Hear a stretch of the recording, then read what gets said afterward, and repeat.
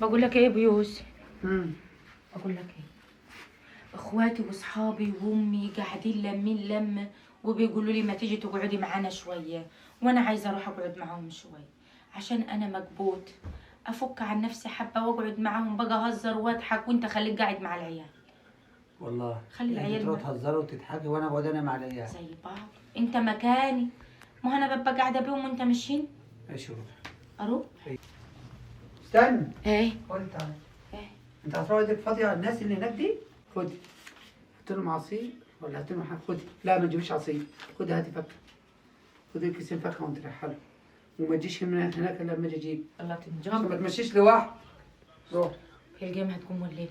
ماشي يا اخويا، ان شاء الله ما نحرم منك يا رب، ولا اشوف لك يوم ما يقهرني. تطلعيش من هناك الا لما اجي. ماشي يا اخويا. بقول لك ايه؟ نعم. امي اختي تعبانه وجايه تبص عليها، هروح اقعد معاهم شويه واجي. امك واختك؟ ايوه هروح اقعد عند اخت امي هناك. يعني احنا ملناش فيك خلاص؟